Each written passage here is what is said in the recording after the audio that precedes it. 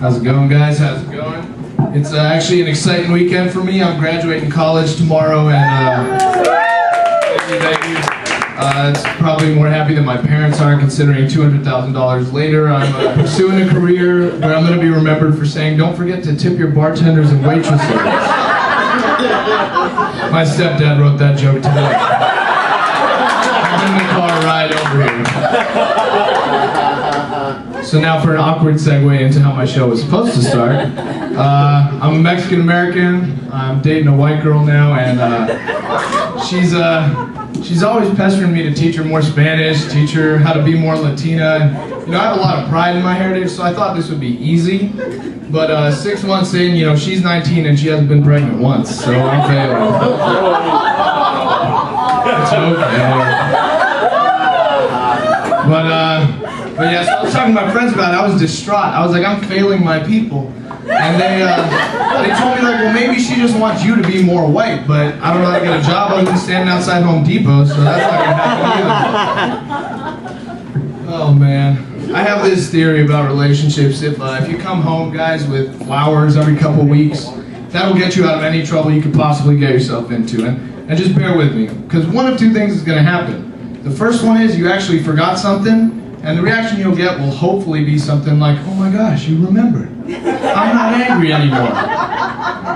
But in other cases, when you didn't actually forget something, and you brought the flowers home, that's when you can drop that gem of a line, that ever-elusive line for guys that, I know, I just did it because I want you to know how much I love you.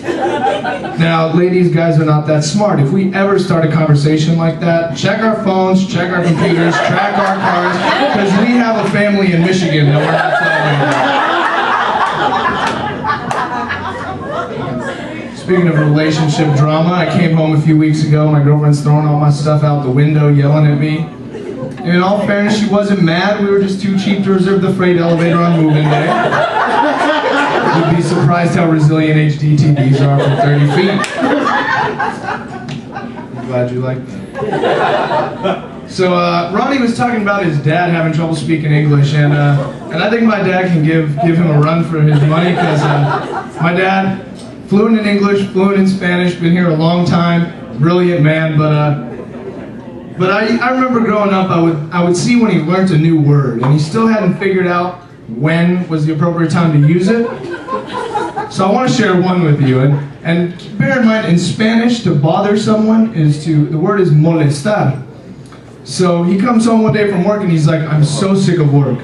My boss was riding my ass all afternoon. He didn't stop molesting me until 6. Thank you for laughing, because I'm pretty sure I just lost an inheritance. Anyway, speaking of crazy things, guys, Mexican-American guy, grew up in Virginia, and in the South, you always hear about these people. Everyone's an expert, everyone has an opinion, they want to share with you, but they're so humble about it. So like you hear the stereotypical line is, I'm not a mechanic or anything, but your spark plugs aren't working. Something like that. They throw in a little 2 cents. And I found a new low. I was in Florida a few months ago visiting some buddies, and we get up one morning to go to breakfast, and I forgot that we parked the car down the road, so I didn't see it in the driveway. I freak out. I'm like, bro, your car's been stolen, we gotta call the cops. We need to find it, because it's not in this state anymore. You know, he's so calm, he's like, dude, we're gonna retrace our footsteps, we're gonna find it. I'm like, retrace nothing. This car is gone. Let's call the police. We do not have the skills we need. And he looks at me, straight face, looks at me and says, I'm not a detective, but I used to watch Blue's Clues every Saturday. So I looked at him and I'm like, all right, next time you're sick, come to me. I didn't go to med school, I played Operation when I was there.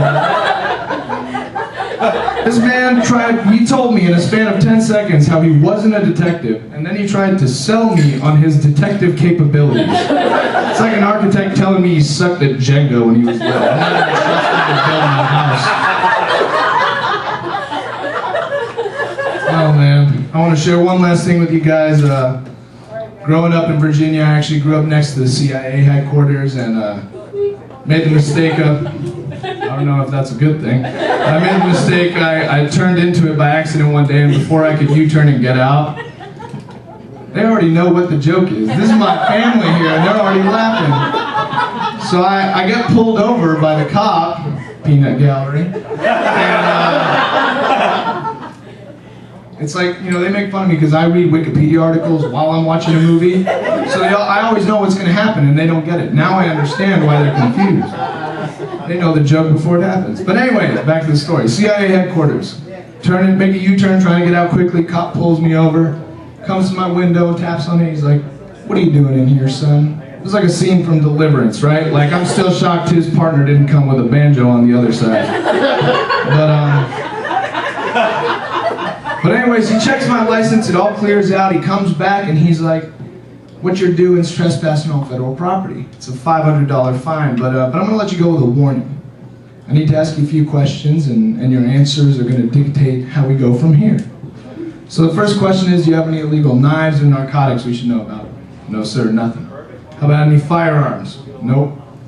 And then he had the audacity, like my friend in the Blue's Clues joke, to look me straight in the eye, and this is literally what he said to me, not a word is made up. He looks at me and he says, "Do you have any surface-to-air missiles, grenade launchers, or any other anti-aircraft machinery in this vehicle?" And I really wanted to tell him my car was like a transformer, and I was going to turn into like an Autobot later, but once I composed myself, I did what any sensible person would do. I looked at him and I said, "Sir, look at this car. There is no room for any of that machinery. There's barely enough room for the six-pack I just finished." Thank you guys, have a great night.